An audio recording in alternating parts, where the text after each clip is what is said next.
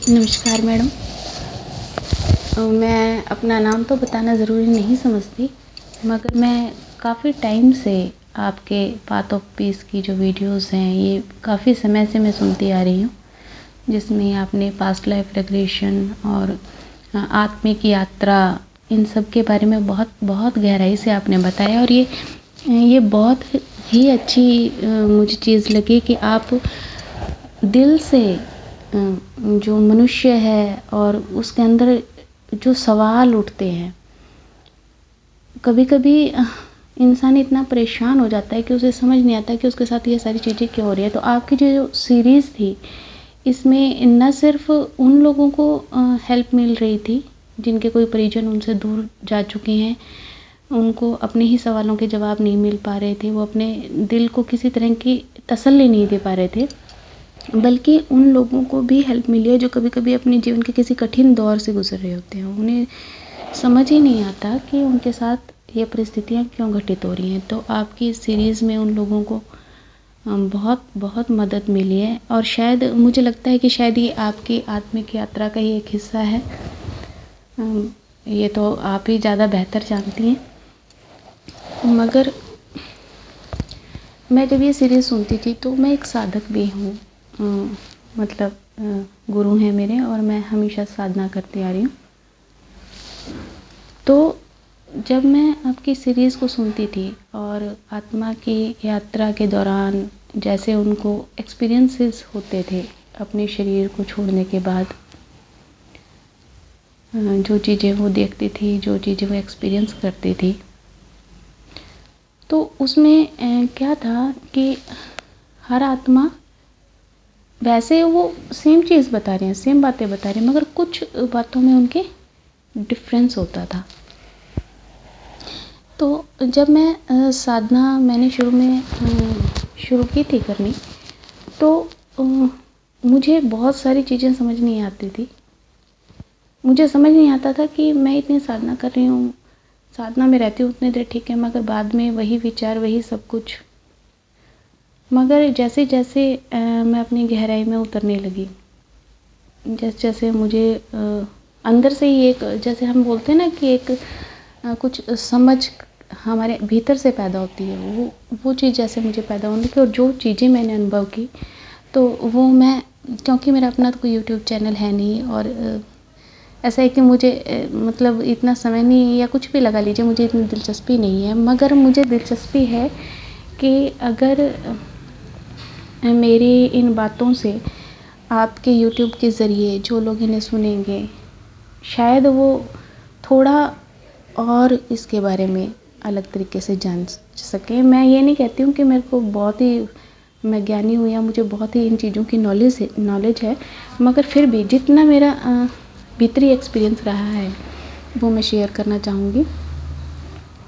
Madam, मैंने ये महसूस किया कि जैसे जैसे हम साधना में उतरते हैं तो हम बहुत ही नीचे के स्तर से साधना को शुरू कर रहे होते हैं। बहुत रेयर लोग होते हैं जो बहुत ऊपर के स्तर के होते हैं, और वैसे तो इस धरती पे आने के बाद हमें यात्रा तो शायद वहीं से शुरू करनी पड़े, पर ऐसे है कि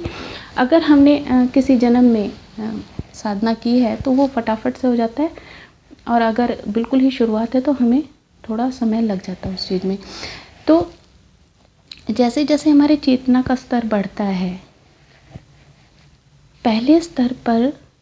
हमें भीतर भी अलग प्रकार के अनुभव होते हैं और हमें बाहर भी अलग प्रकार के अनुभव होते हैं। मतलब ये समझ लीजिए कि भीतर भी हमारे विचारों का स्तर वही रहेगा, और बाहर भी हमें वैसे ही इंसान, वैसे ही परिस्थितियाँ मिलती रहेंगी। मगर जैसे जैसे हमारी चेतना का स्तर बढ़ता है, हमारे भीतर कुछ बदलाव आना अपने आप ऑटोमेटिकली शुरू हो जाता है, और वो जो बातें पहले हमें बहुत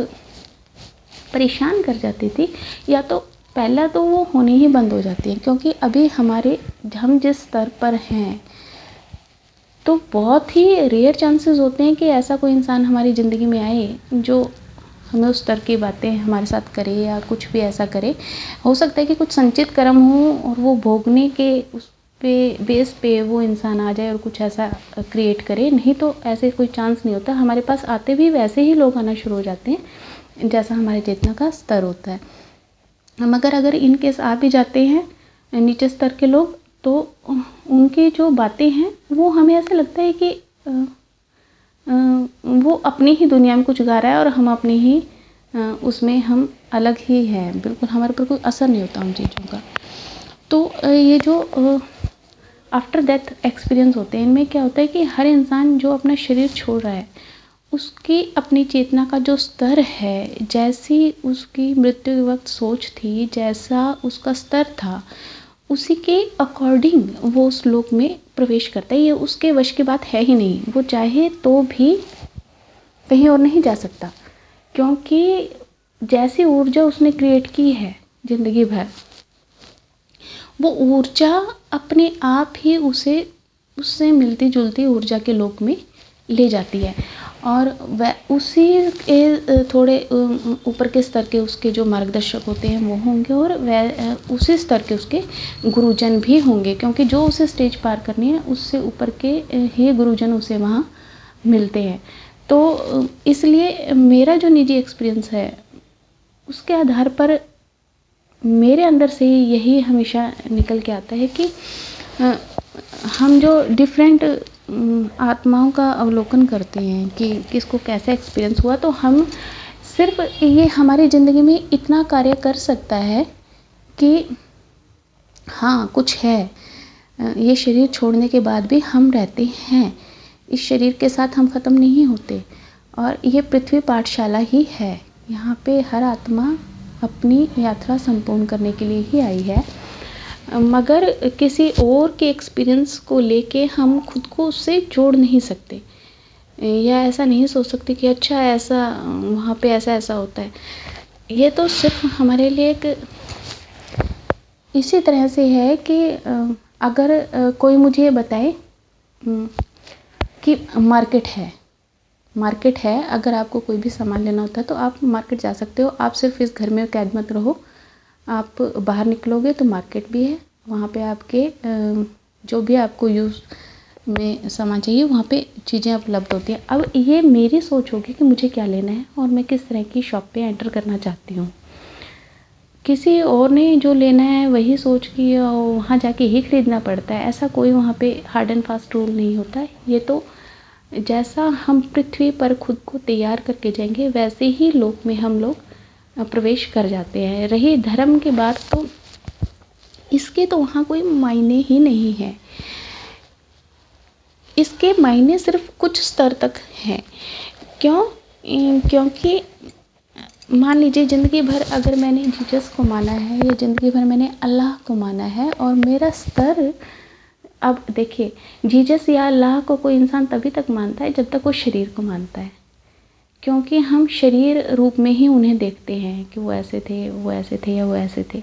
मगर जहाँ पे हमारा खुद का शरीर से संबंध टूटता है, वहाँ पे हमारा भगवान के शरीर से भी संबंध टूट जाता है, वहाँ पे हमें वो भी उसी परम ऊर्जा के रूप में दिखना शुरू हो जाता है। मतलब हम इतना धर्म को ये लेके चल सकते हैं कि जैसा चश्मा हमने जैसे रंग का लगाया हुआ है, वैसे ही चश्मे में परमात्मा उसी रंग में हमें दिखना शुरू हो जाता है। और अगर हमारे आँखों से वो चश्मा ही हट गया तो फिर वहाँ पे अलग अलग रंग नहीं है, वहाँ पे बस वो एक निर्गुण निर्विकार है। और एक्सपीरियंस तो है मेरे पास और भी बहुत, मगर मैं सिर्फ इतना, जो आपके दर्शक हैं, आप ये तो आपकी इच्छा रहेगी कि आप इसे अपनी यूट्यूब पे डालें या ना भी डालें, वो तो आपका चैनल है, मगर फिर भी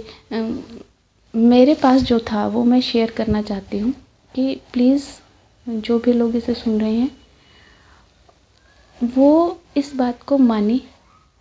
कि इस शरीर से हट के भी बहुत कुछ है, इतना अनंत जिसे हम सोच भी नहीं सकते, इतना विशाल कि हमारी सिर्फ एक सोच से वो अलग रूप ले लेता है। और सोचिए कि हमारे पास सोच और विचार कितने प्रकार के, अनगिनत अरबों खरबों विचार, उससे भी अनंत,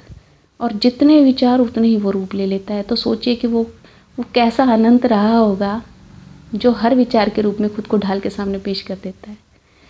तो मैडम आपका बहुत बहुत धन्यवाद कि आप लोगों को जगाने का कार्य कर रही हैं, उनकी मदद कर रही हैं इस चीज़ में। और बहुत मैं आपको शुरुआत से सुनना मैंने शुरू किया था जब आप कहते थे कि मेरा यूट्यूब चैनल इतना चल नहीं रहा है, तो प्लीज़ आप इसे लाइक करें